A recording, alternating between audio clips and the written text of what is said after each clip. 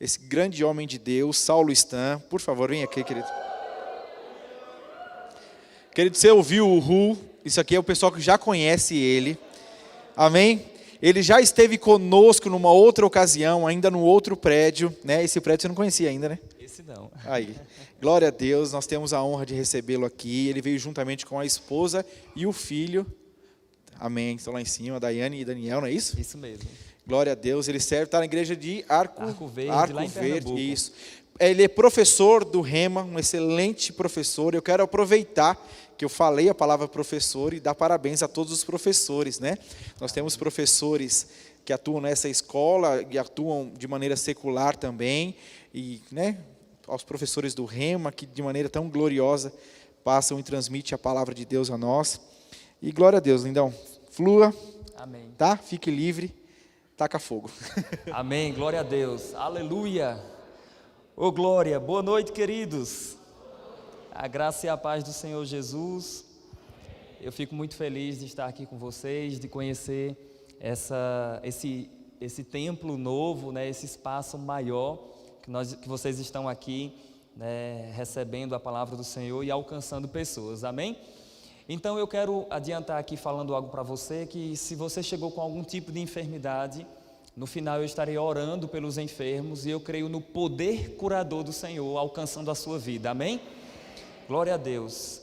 Então, eu quero falar com você sobre a bendita esperança.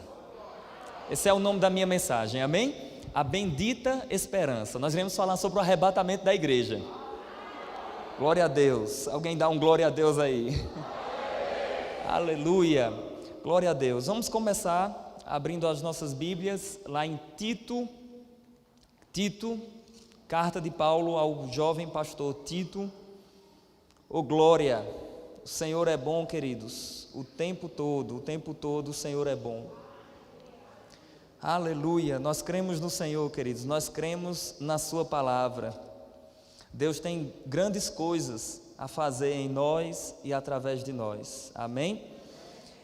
Nós temos que ter essa expectativa, né, pelo dia do nosso encontro com o Senhor, o dia que nós veremos o Senhor, nós veremos a sua face e então nós estaremos com Ele pelos séculos dos séculos, amém? Glória a Deus. Então, queridos, por favor, Tito capítulo 2, eu quero ler a partir do verso 13. Tito capítulo 2, verso 13, aleluia, glória a Deus.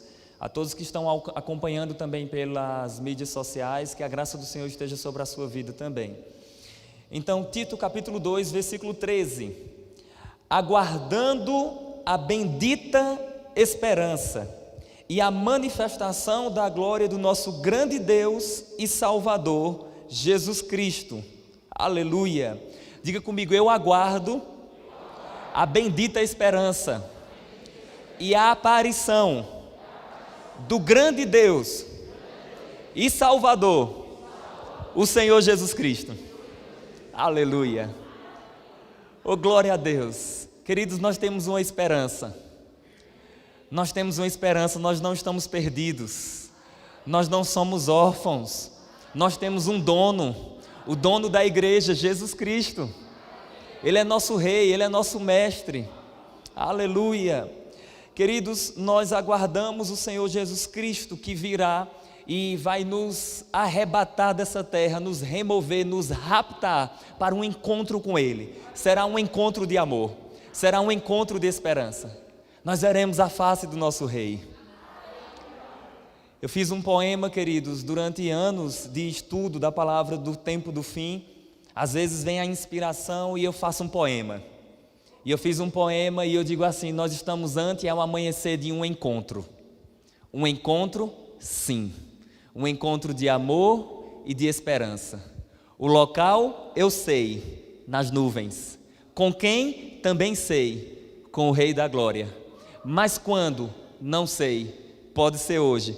Por que não agora? Maranata, que venha o meu Rei. Aleluia. Diga comigo, eu tenho um encontro marcado. Diga, com o Rei da Glória. Aleluia. Oh glória, aleluia. O Senhor é bom, queridos. eu quero chamar sua atenção para algumas verdades acerca dessas coisas, queridos, que traz para nós essa consciência da eternidade e de que a vida não se limita apenas ao aqui e agora. Aqui é muito bom, mas estar com o Senhor é incomparavelmente melhor. Amém? Enquanto nós estamos aqui, nós devemos ser produtivos na obra do Senhor, alcançando o número máximo de pessoas. Mas saiba de uma coisa, que em breve o Senhor vai interromper os nossos planos. Uau!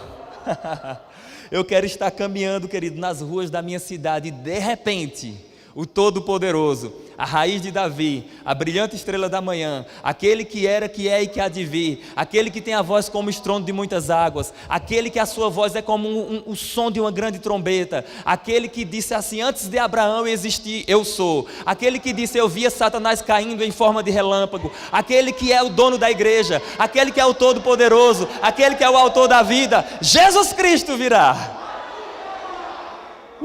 Aleluia! Eu não sei você, mas eu tenho expectativa por esse dia, queridos. Eu verei a face do meu rei. Aleluia. Oh, glória. Este vaso magro não suporta, queridos. Aleluia. Oh, glória. Será um encontro maravilhoso. Amém. Abra sua Bíblia em 1 João, capítulo 3, versículo 2. Eu quero chamar sua atenção para algumas verdades aqui. 1 João capítulo 3, versículo 2.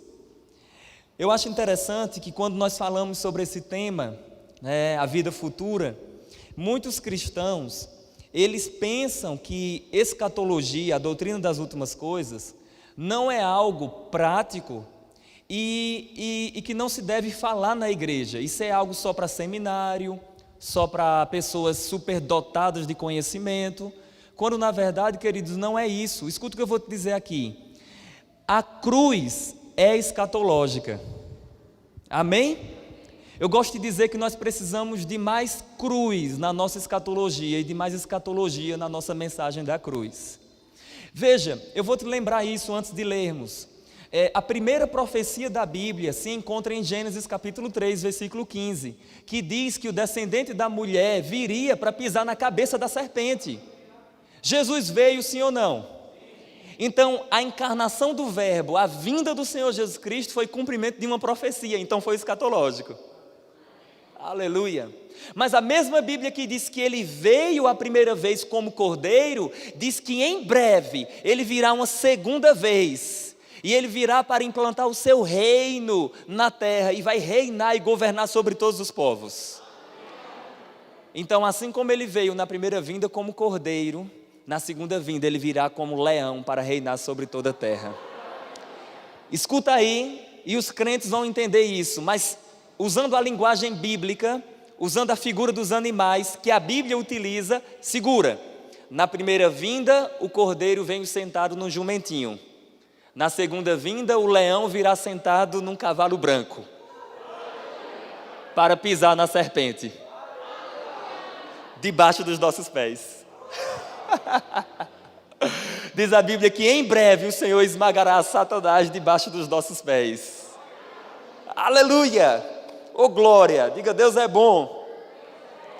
Então não há distância entre a cruz e o fim, entre a cruz e a glória futura, queridos.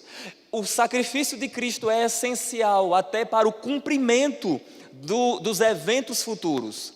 Para você ter uma ideia, não precisa você abrir, mas em Apocalipse capítulo 4 e capítulo 3, capítulo 4 e capítulo 5, João ele foi levado aos céus, à sala do trono, ao ressoar de uma voz como de trombeta, que é a voz de Cristo. E estando lá na sala do trono, ele viu 4 seres viventes, 24 anciãos, a glória do Senhor, e em um determinado momento, ele chorava bastante porque ele via um livro selado com 7 selos, e não se achou-se nos céus, na terra, nem debaixo da terra, ninguém que fosse digno de abrir aquele livro ou de desatar os seus 7 selos. Mas um dos 24 anciãos fala assim: não chores, eis a raiz de Davi, o cordeiro que venceu para abrir o livro e desatar os seus 7 selos. Escuta o que eu vou te dizer aqui. O fato de Jesus ter morrido e ressuscitado foi a garantia dos desdobramentos dos eventos futuros. Se Jesus não tivesse morrido e ressuscitado, nem a tribulação futura, que é a abertura dos selos, aconteceria. Logo, eu volto a dizer, a cruz é escatológica. Amém? Cerca de 40% da Bíblia fala sobre essas coisas, queridos. Então nós precisamos falar mais sobre o tempo do fim. Quais os efeitos dessa mensagem? É que nós iremos nos desapegar mais das coisas dessa vida. Um outro efeito, nós iremos pregar o Evangelho ao número máximo de pessoas. Um outro efeito, nós iremos viver uma vida de santidade. Quanto mais, queridos, nós temos uma consciência, tivermos uma consciência da vida futura, mais desapegados das coisas dessa vida nós estaremos. Amém? Vamos lá, 1 João capítulo 3, versículo 2. Ô glória! Isso aqui arrepia até os ossos, queridos. Amados, agora somos filhos de Deus. Eu tenho que comentar isso aqui. Sabe, queridos, nós somos filhos de Deus. Isso é bom ou não? Isso é maravilhoso ou não? Deixa eu só te falar o que é que você era. Escravo do pecado. Diz a Bíblia que nós estávamos distantes de Deus no mundo, nós éramos das trevas, nós éramos inimigos do Senhor, nós éramos miseráveis pecadores, condenados à perdição eterna, mas o Senhor nos amou. A graça transbordou, Deus enviou o seu Filho Jesus Cristo, o Emanuel, Deus conosco. Jesus Cristo abriu os braços lá na cruz. Ele disse sim quando nós havíamos dito não a Ele. Ele abriu os braços quando nós havíamos virado as costas para Ele. Ele nos amou de tal forma, queridos, que nós fomos alcançados. Nós éramos escravos do pecado, agora nós somos filhos de Deus. E cá para nós, ser filho de Deus é muito glorioso. Aí quando você pensa que já é o tudo, aí João surpreende, dizendo assim: e ainda não é manifesto o que haveremos de ser. Uau! Ou seja, se agora é glorioso, você não sabe o que te aguarda. Aleluia! Agora veja o que é que nos aguarda. Ele diz: amados, agora somos filhos de Deus e ainda não é manifestado o que haveremos de ser, porque sabemos que quando Ele se manifestar, seremos semelhantes a Ele, porque assim como Ele é, o veremos. Então isso quer dizer que agora eu estou vivendo apenas uma parte daquilo que Deus tem para a minha vida. Escuta o que eu vou te dizer, nós fomos redimidos, resgatados no nosso espírito. Amém, queridos? A nossa alma, nossa mente está sendo renovada pela palavra de Deus, mas o nosso corpo ainda é mortal, ou não? Esse corpo ainda é um corpo de humilhação, esse corpo ainda quer pecar, ou não quer, gente? Esse corpo ainda quer fazer essas coisas, mas haverá um dia, queridos, que esse corpo será redimido. E a redenção desse corpo será extraordinária. Nós teremos um corpo semelhante ao do Senhor Jesus Cristo. Um corpo de glória, um corpo espiritual, um corpo que pode ser tocado, um corpo que não tem limites geográficos. Aleluia! Saulo, como se dará isso? Como se dará isso? Abre, por favor, em Filipenses capítulo 3, versículos 20 e 21. Diga: eu tenho uma bendita esperança. Aleluia, oh glória. Filipenses capítulo 3, versículos 20 ao 21. Aleluia. Preste atenção nisso. Filipenses 3, versículos 20 ao 21. A nossa pátria está nos céus, de onde também aguardamos o Salvador, o Senhor Jesus Cristo, o qual transformará, oh aleluia, o nosso corpo de humilhação para ser igual ao da sua glória. Como Ele fará isso? Segundo o seu poder de subordinar a si mesmo todas as coisas. Aleluia.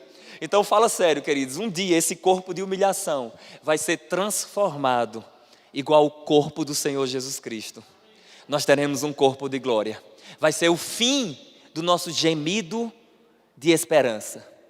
Porque enquanto nós estamos nesse corpo, eu não sei se você percebe, mas é como se estivesse faltando algo ainda. Eu sou crente, eu tenho a vida de Deus, eu sou salvo, mas ainda está faltando algo. E Paulo diz o que está faltando. Não precisa você abrir, mas em 2 Coríntios capítulo 5, do verso 1 ao 10, Paulo falando sobre essas coisas, tem um determinado momento ali do verso 4, 5, 6 até o 8, que Paulo diz assim, olha, enquanto nós estamos no corpo, nós estamos ausentes do Senhor. Eu chamo isso de uma ausência temporária. Nós temos Deus no coração, sim ou não? Nós temos a presença do Senhor dentro de nós. Mas sabe de uma coisa que é como se nós estivéssemos ausentes do Senhor? Por quê? Porque o que o Senhor tem para nós não é apenas uma presença espiritual. O que Ele tem para nós será um momento que nós iremos tocar no verbo da vida, que nós iremos ver a glória do Senhor, que nós estaremos espírito, alma e corpo plenamente com o Senhor. É por isso que enquanto nós estamos nesse corpo, existe uma ausência temporária. Eu sei que tem crente que fica pensando que isso é invenção de Saulo, mas vamos lá. 2 Coríntios, capítulo 5. Aleluia. Oh, glória a Deus. Versículo 4, veja. Pois na verdade, os que estamos nesse tabernáculo, gememos, falando do nosso corpo, angustiados, não por querermos ser despidos, mas revestidos, para que o mortal seja absorvido pela vida. Ora, foi o próprio Deus quem nos preparou para isto, outorgando-nos o penhor do Espírito.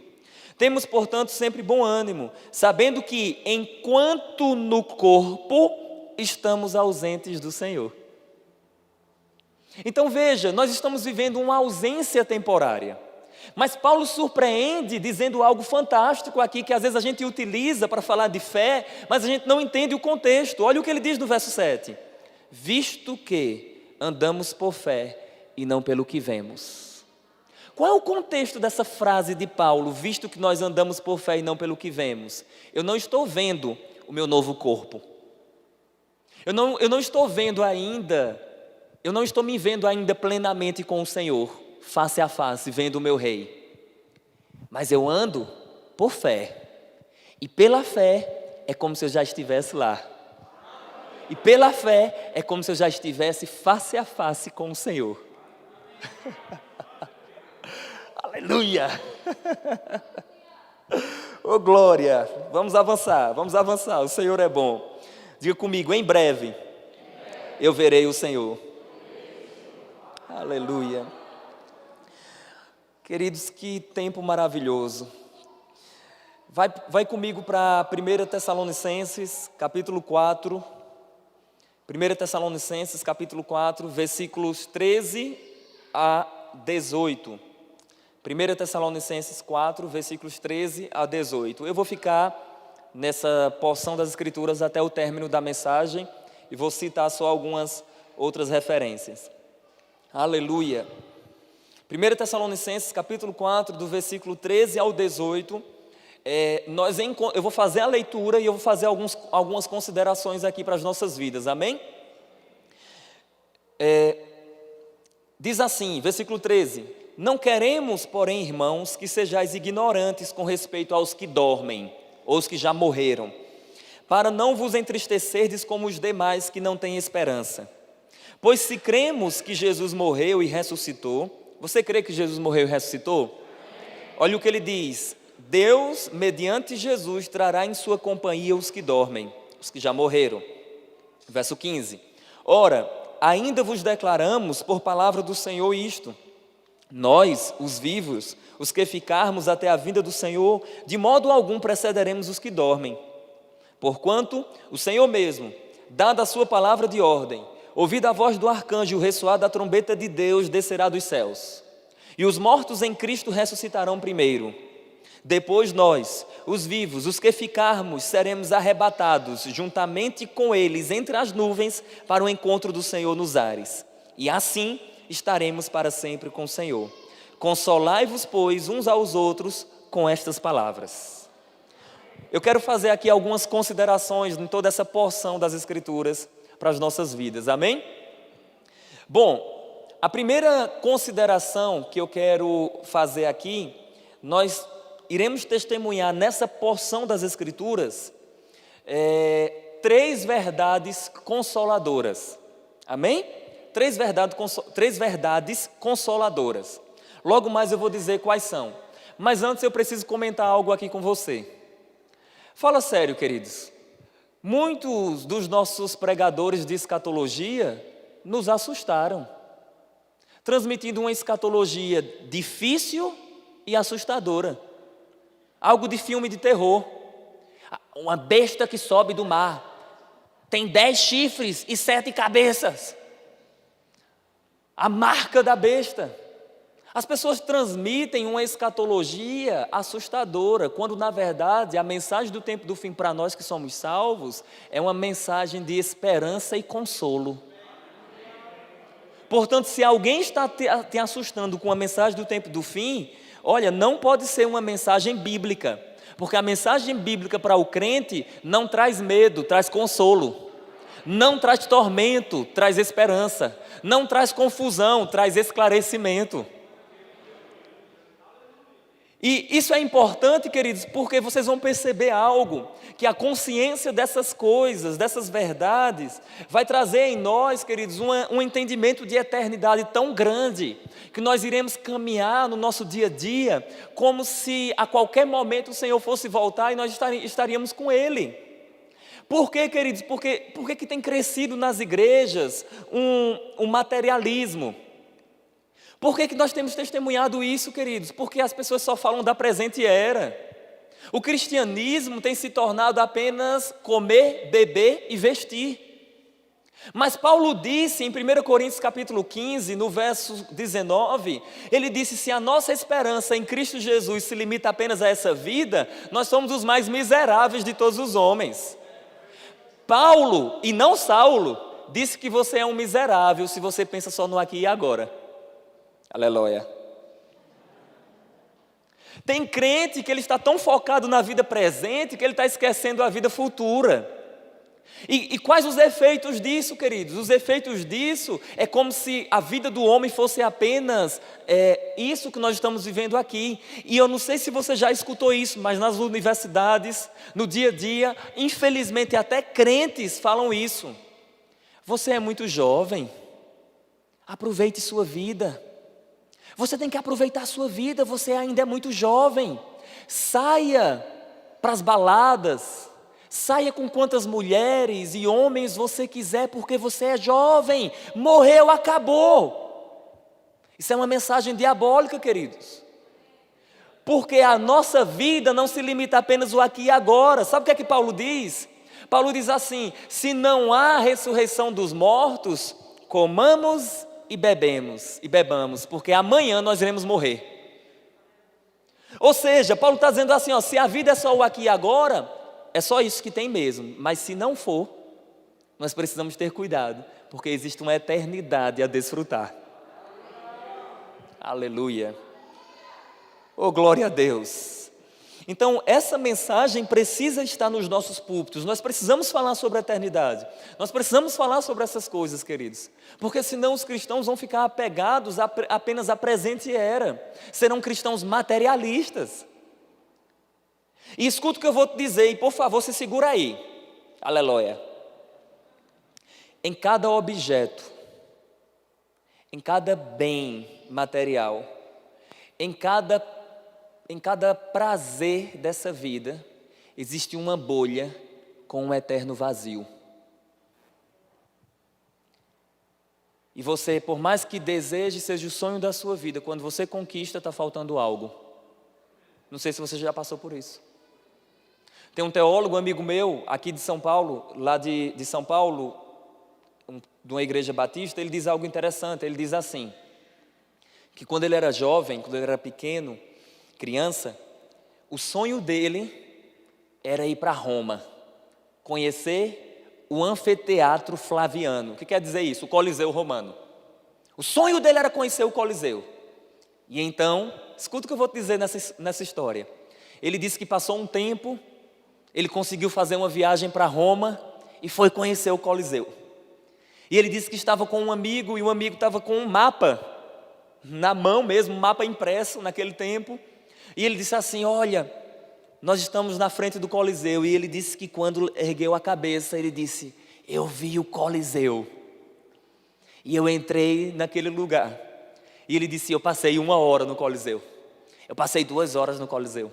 Eu passei 3 horas. Ele disse: eu dormi nos bancos, nas cadeiras, nos assentos lá do Coliseu.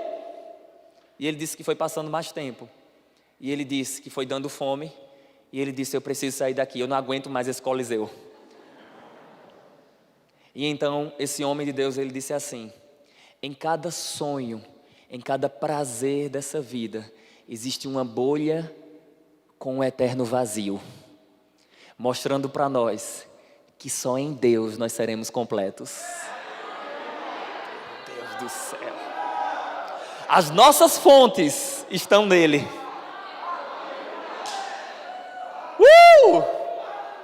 Escuta o que eu vou te dizer, queridos, isso faz parte de um livro que eu estou escrevendo, um outro livro, comentando lá em Gênesis capítulo 3, algo me chamou bastante a atenção.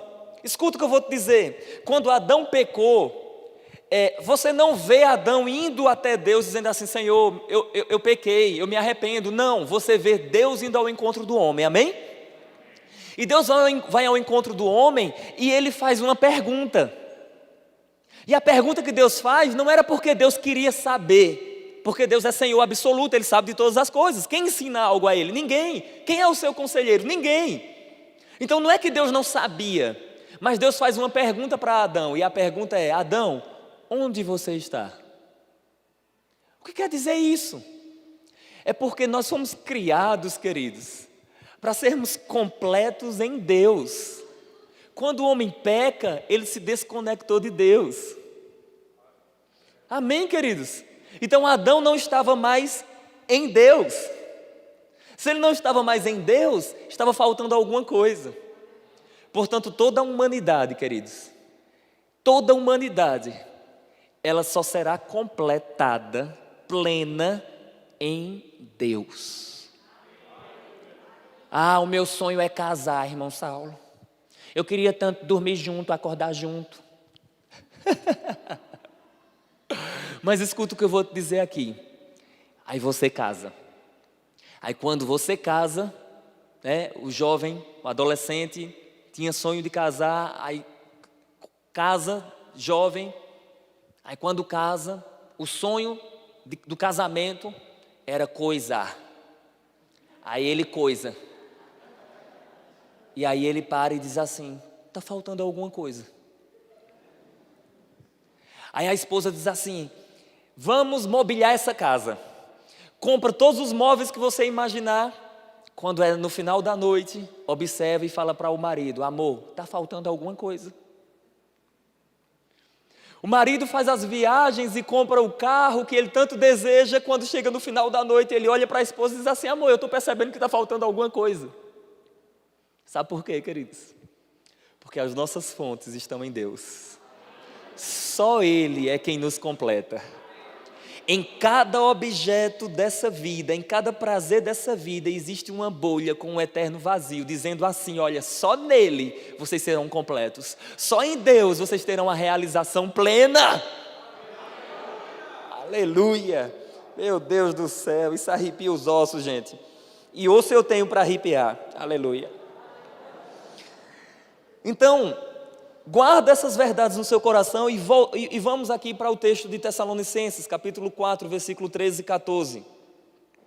Eu quero falar aqui sobre a primeira verdade consoladora. Primeira verdade consoladora. Eu vou dar um nome para essa primeira verdade, amém? Do versículo 13 e 14 nós encontramos a primeira verdade consoladora. Qual é o nome que eu dou a essa verdade? Os que são de Cristo têm esperança. Meu Deus do céu, vamos ler.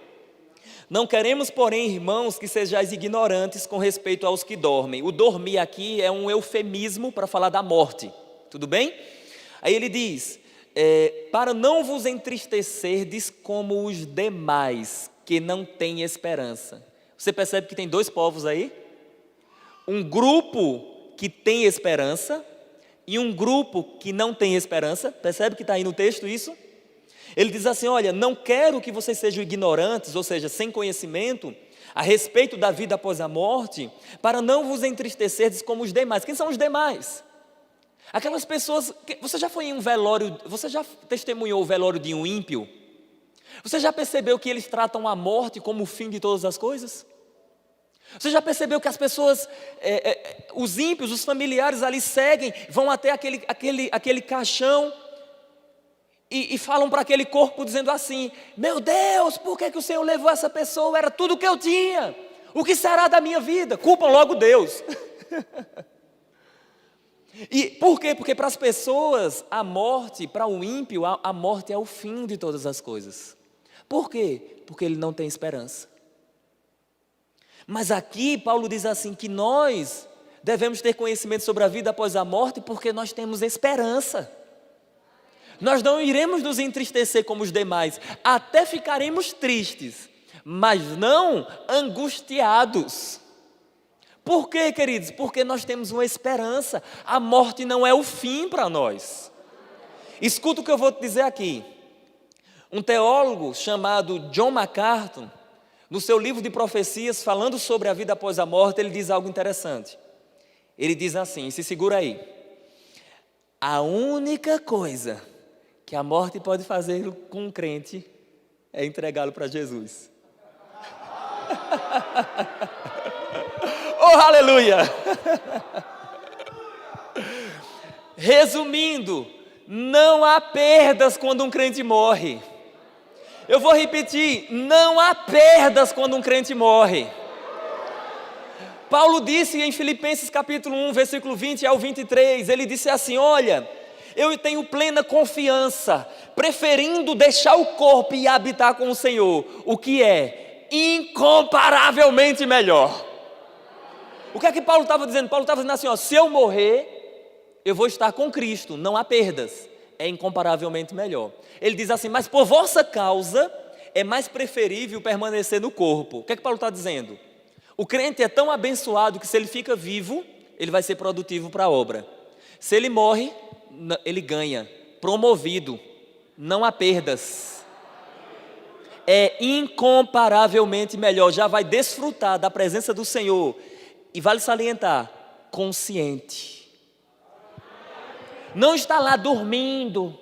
Tem crente que pensa que vai morrer, vai dormir. Não, gente, o que dorme é o corpo na sepultura. Isso é uma menção à morte. Quando fala dormir, é uma menção à morte. O corpo é que está dormindo na sepultura. Mas o homem não é só corpo. O homem é um ser espiritual. O homem tem uma alma, queridos. Então, quando o homem morre, o crente em Cristo Jesus morre, o corpo vai para a sepultura, mas o espírito e a alma já vai estar com o Senhor, consciente, desfrutando da presença do Senhor. Aleluia. Por isso que é incomparavelmente melhor. Porque se o crente fosse dormir após a morte, não era incomparavelmente melhor. Melhor do que o quê? Paulo está utilizando qual parâmetro para comparar? Ele está comparando com a vida. E ele diz assim, ó, deixar o corpo é incomparavelmente melhor. Melhor do que o quê? Do que a vida. Do que estar no corpo, do que estar vivo. Isso quer dizer que quando um crente morre, não há perdas. Escuta o que eu vou te dizer aqui. Se você perdeu algum familiar seu, cristão, recentemente, eu não sei de nada, queridos, mas se você perdeu, essa mensagem deve trazer consolo para você. Porque essa pessoa está melhor do que você.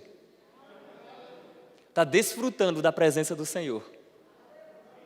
Aleluia. Então, primeira verdade consoladora, os que são de Cristo têm esperança.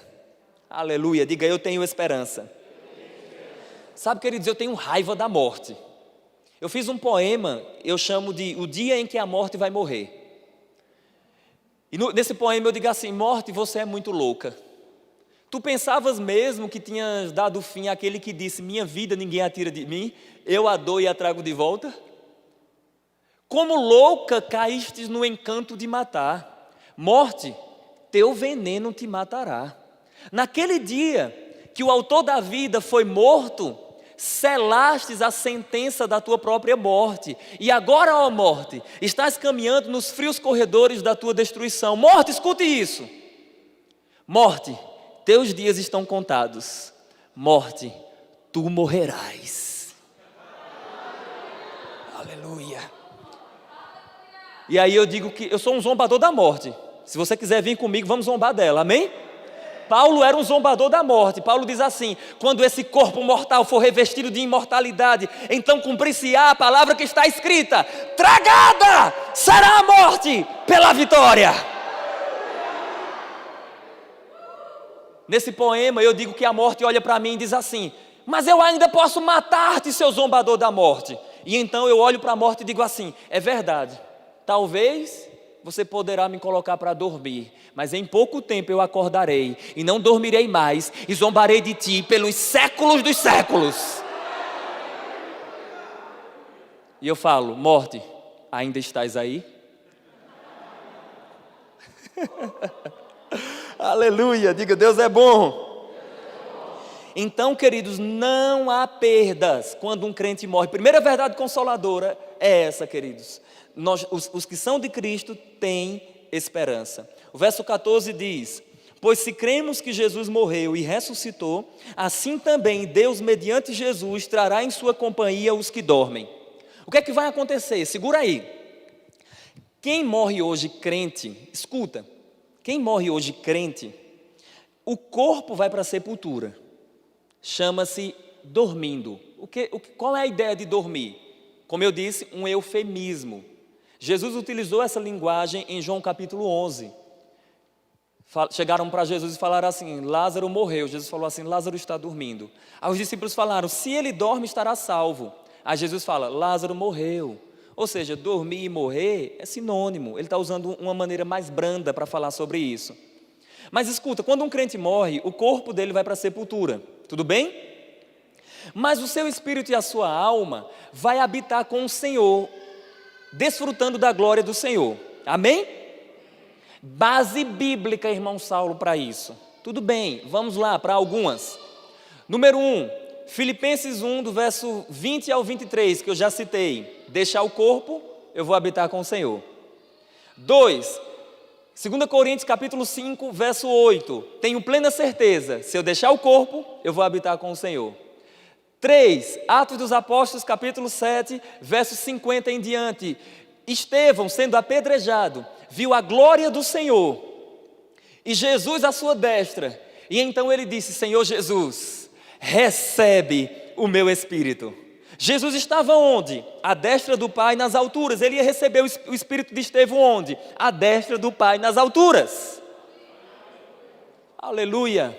Mais uma prova, Apocalipse 6, verso 9, diz a Bíblia: vi debaixo do altar as almas daqueles que tinham sido mortos. Então, quando um crente morre, já vai estar com o Senhor. Aleluia. Sabe, queridos, eu estava falando essas verdades em uma igreja lá em Maceió, em Alagoas, no estado de Alagoas, na capital Maceió.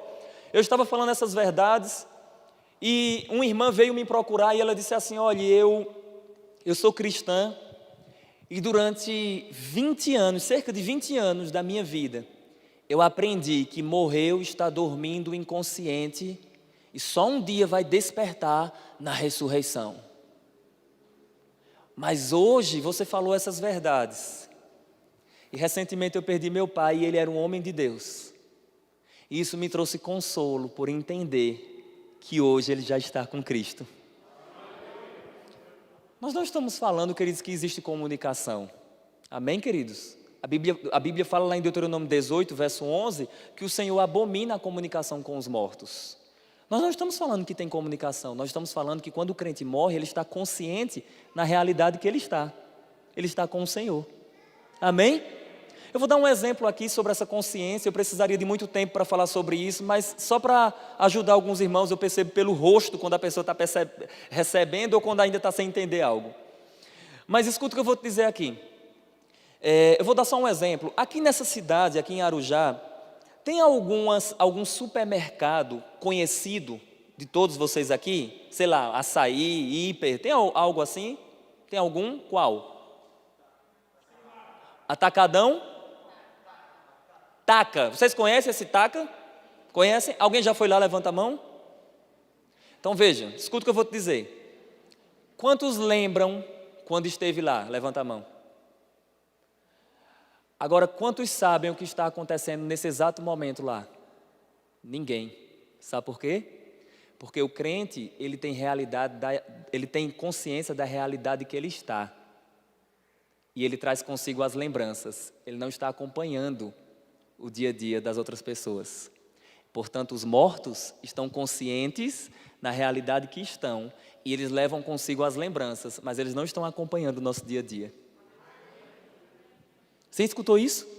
Porque senão nós teríamos um problema da comunicação, nós teríamos que dizer a comunicação e nós iríamos estimular o crente a orar e falar com os mortos. Perdeu um familiar e a pessoa diz assim, minha mãe, você morreu recentemente, ou eu peço à senhora que faça isso. E a Bíblia proíbe tal prática. Só há um intercessor entre Deus e os homens, Jesus Cristo, homem. Agora, de um outro lado, alguém diz assim, e como os mortos têm consciência? Por que eles precisam ter consciência? A consciência deles não vai ser apagada não após a morte? Não, escuta o que eu vou te dizer. Segura. Se a consciência vai ser apagada após a morte, qual será a graça do galardão? Como assim, irmão Saulo? Nós seremos recompensados com base no que nós fizemos na obra do Senhor. Aí você chega diante do Senhor e Ele fala assim, servo bom e fiel, você foi fiel lá em Arujá. E você fala, eu?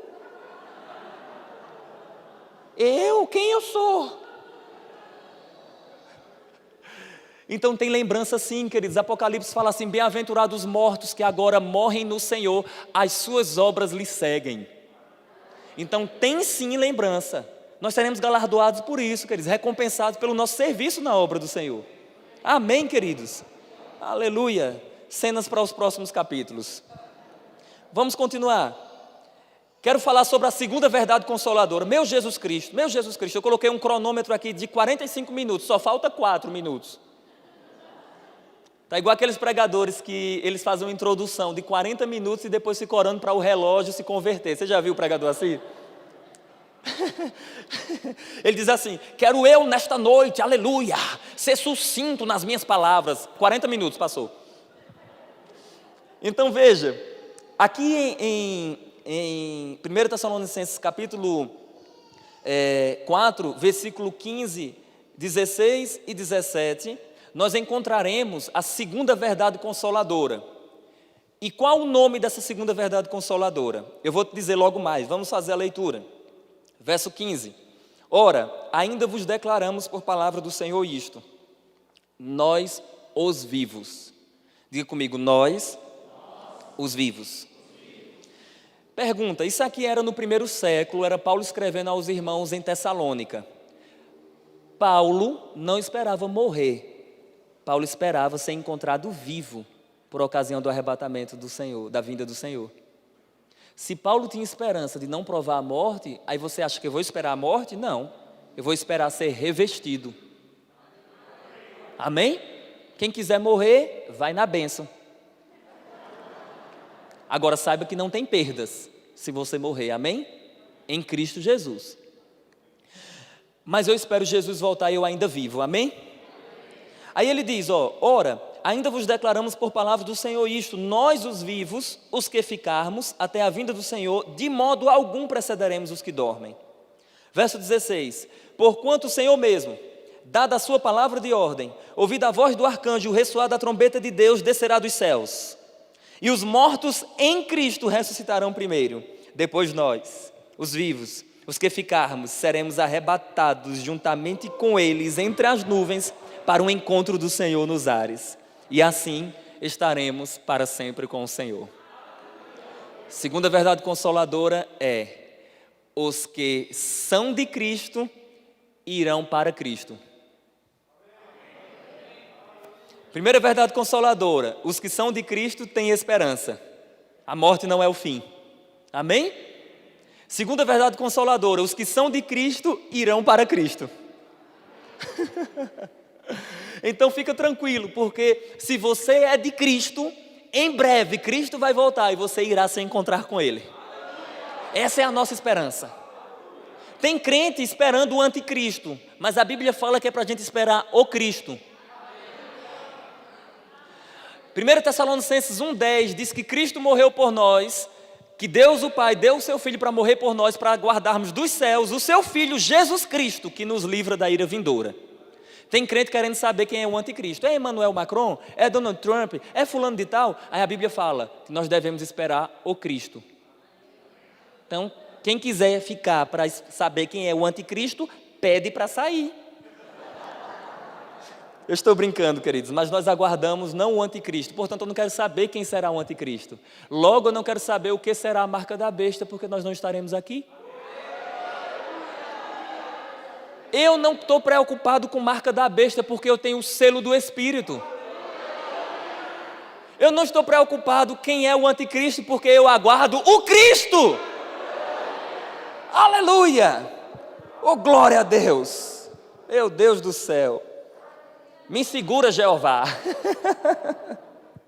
Aleluia, aleluia. Então, os que são de Cristo irão para Cristo. Essa é a segunda verdade consoladora. E eu preciso falar algo para você aqui. Preciso falar algo para você. Por favor, não fique espantado, assustado com o que eu vou falar aqui. E se bem que se vocês ficarem assustados, não tem problema, que eu estou armado, que é um osso que eu tenho aqui. Minha esposa, ela é policial militar, mas o revólver dela fica comigo, que é um osso que tem aqui. Então, quem foi meu aluno no Rema lembra disso, né? Então, escuta o que eu vou te dizer aqui. O arrebatamento da igreja não será um evento silencioso. Irmão Saulo, não fale isso. Durante anos da minha vida eu falei que o arrebatamento era um negócio silencioso. Vamos perguntar a Paulo se é silencioso? Eu quero falar aqui para vocês sobre 3 sinais sonoros do dia do arrebatamento. 3.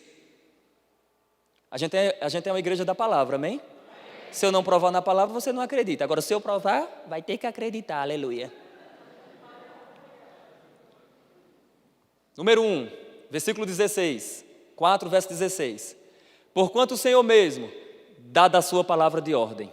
No dia do arrebatamento, vai ter uma palavra de ordem do Senhor.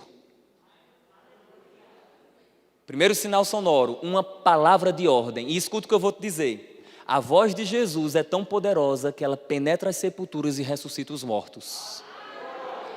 Quem disse isso? Ele. Onde? João capítulo 5. Os que dormem no pó da terra, um dia ouvirão a minha voz e ressuscitarão. A voz de Cristo é como o estrondo de muitas águas. A voz de Cristo em Apocalipse 1,10 é como o som de uma grande trombeta. Portanto, no dia do arrebatamento, eu não sei, mas pode ser que o Senhor me chame pelo nome. Saulo! E eu, presente? Lucas! Presente?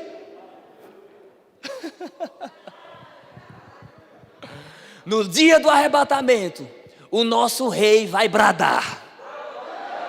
E quando ele bradar, queridos, quando ele bradar, eu vou voar.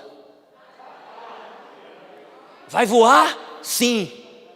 Se bem que no meu caso não precisa de muita coisa não. Mas quando ele me chamar, como um imã, eu serei sugado para o encontro do Senhor. Uau! Segundo sinal sonoro, pode ler a sua Bíblia, está aí, verso 16 e 17. Segundo sinal sonoro, a voz do arcanjo. Misteriosamente, em todo evento escatológico, a presença de anjos. Quem falou para Maria sobre o nascimento de Jesus? Um anjo, era um evento escatológico. Quem falou para as mulheres que Jesus não estava ali dentre os mortos, havia ressuscitado como havia dito? Anjo.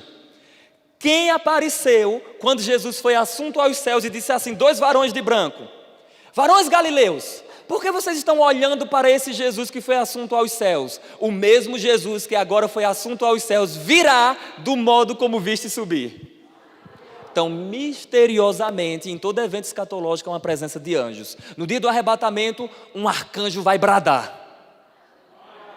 Segundo sinal sonoro. Terceiro sinal sonoro, está aí no seu texto. Terceiro sinal sonoro. A voz de trombeta. Está aí. Está ou não está, gente? Então o arrebatamento não será um evento silencioso, não. 3 sinais sonoros, um brado de comando do Senhor, a voz do arcanjo e o ressoar da trombeta de Deus. Não confunda essa trombeta com as trombetas do Apocalipse, porque as do Apocalipse são trombetas de juízo. A trombeta aqui é possível que seja como que Cristo utilizando a voz de uma trombeta. Como eu sei disso? Porque Apocalipse 1:10 diz que a voz de Cristo é como de trombeta. E Apocalipse 4, versos 1 e 2, João foi elevado para a sala do trono ao ressoar de uma voz como de trombeta. Então eu não sei, mas misteriosamente no dia do arrebatamento, o Senhor vai bradar, o arcanjo vai gritar e a trombeta vai tocar. E então eu voarei e verei o meu rei face a face. Aleluia! Diga Maranata. Diga, ora vem, Senhor Jesus. Meu Deus do céu. Diga, os que são de Cristo irão para Cristo. Diga, os que são de Cristo têm esperança. Saulo, qual é a terceira verdade consoladora? Verso 17, parte B. E assim estaremos para sempre com o Senhor. A terceira verdade consoladora é: os que são de Cristo estarão para sempre com Cristo. Eu não sei você, queridos, mas para onde o Senhor for, eu irei com Ele.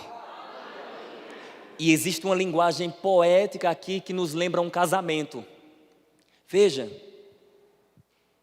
verso 17, depois nós os vivos, os que ficarmos, seremos arrebatados juntamente com eles entre as nuvens para o encontro do Senhor nos ares. Um encontro. Aí ele diz, e assim estaremos para sempre com o Senhor. Sabe qual é a ideia? Tem um casamento. E depois do casamento, nós não seremos mais noiva, nós seremos esposa. E onde o esposo for, nós iremos com ele. Amém? Ele mesmo prometeu isso: na casa do meu pai há muitas moradas. Se não for assim, eu vos não teria dito. Eu vou preparar lugar e virei uma outra vez e receberei vocês para mim, para que onde eu estou estejais vós também. Então a terceira verdade consoladora é a seguinte: os que são de Cristo estarão para sempre com Cristo. Meu Deus do céu. Qual é o resultado de tudo isso? Verso 18. Consolai-vos, pois, uns aos outros com estas palavras. Eu sou favorável a uma escatologia esperançosa, que traz consolo e não tormento, e não confusão. Isso é simples, isso não é algo confuso, isso é algo simples, que traz consolo para as nossas vidas. Então a escatologia que eu defendo, ela traz esperança, ela traz consolo para as nossas vidas. Alguém dá um glória a Deus? Eu vou ter que finalizar, queridos, para orar por cura, lendo uma passagem aqui com você. Aleluia, diga glória a Deus. Diga Maranata. Diga, ora vem, Senhor Jesus. Apocalipse capítulo 22. Meu Deus do céu, isso aqui é fantástico. Apocalipse capítulo 22, versículo 3 ao 5. Apocalipse 22, versículos 3 ao 5. Nunca mais haverá qualquer maldição, nela estará o trono de Deus e do Cordeiro. Os seus servos o servirão. Isso aqui é a Nova Jerusalém, queridos. Contemplarão a sua face, e na sua fronte está o nome dele. E já não haverá noite, nem precisam eles de luz de candeia, nem de luz do sol, porque o Senhor Deus brilhará sobre eles, e reinarão pelos séculos dos séculos. Sabe, queridos, o nosso fim é muito parecido com o nosso início. Eu explico isso. Em Gênesis, havia um rio que saía do Éden e se formava em 4 braços: Gion, Pison, Tigre e Eufrates. Na Nova Jerusalém, um rio sai do trono de Deus e esse rio ele corta a cidade. No Éden passado, ele estava localizado na região de pedras preciosas. Na Nova Jerusalém, a cidade é de ouro. As portas, 12 portas de pérolas. Aleluia. No Éden passado, se Adão comesse do fruto, ele morreria. Na Nova Jerusalém, não haverá mais choro, nem pranto, nem dor, porque as primeiras coisas passaram. No Éden passado, Deus disse para Adão: governe, domine. Na Nova Jerusalém, e reinarão pelos séculos dos séculos. Então, o nosso futuro será muito parecido com o nosso início. Eu chamo de que a Nova Jerusalém será um Éden glorificado. Eu falo sobre 3 verdades do estado eterno no meu livro Surpreendidos pela Eternidade. Número 1, o Senhor vai criar um novo universo, céus e terra.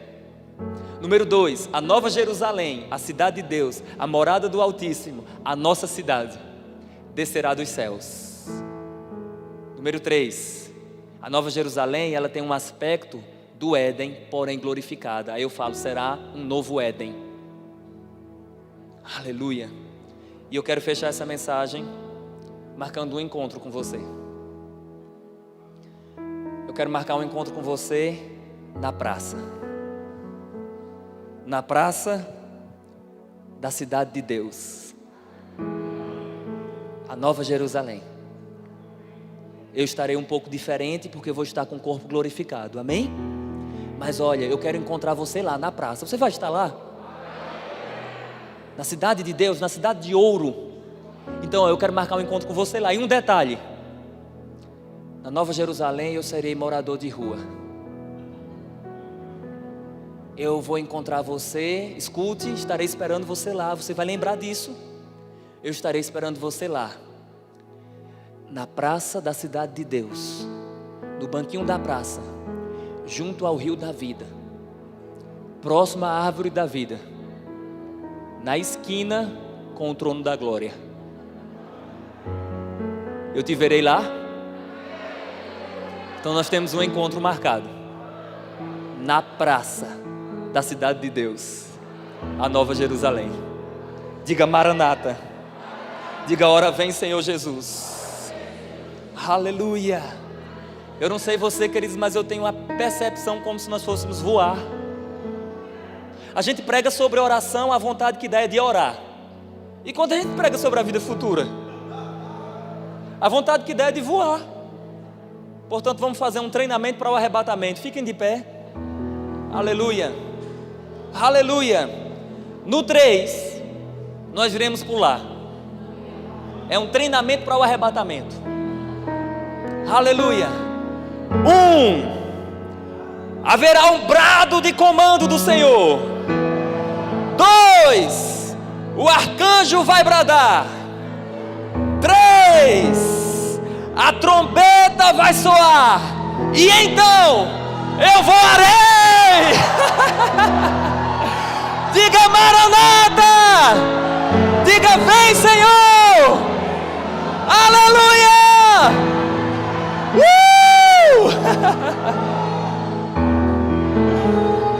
No nome santo de Jesus, como embaixador do reino celestial, eu declaro essas verdades impactando a sua vida, transformando a sua história, trazendo uma nova esperança, consolo, expectativas para você.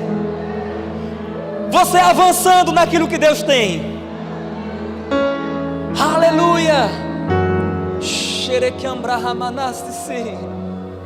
Oh, ame ao Senhor, Ame ao Senhor, ame ao Senhor. Maranata, Maranata. O Rei está voltando. O Rei. O Rei. Ele vem nos buscar. Nós veremos a sua face.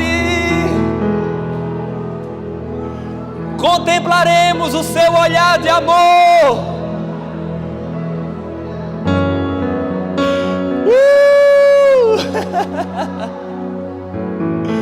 Oh Senhor, nós amamos o Senhor.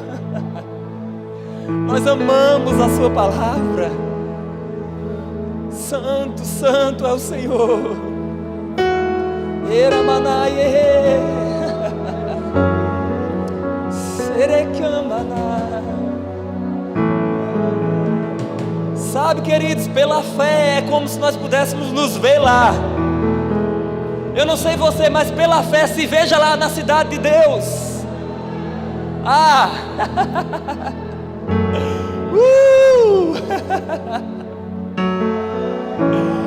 Será o fim.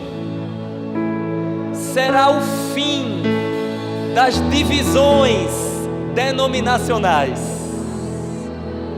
Será um único Deus e um só rebanho. Batistas, verbianos, presbiterianos, assembleianos, congregacionais serão um só povo, chamado povos do Santo do Altíssimo. E nós adoraremos ao Senhor pelos séculos dos séculos. Pelos séculos dos séculos. Meu Deus.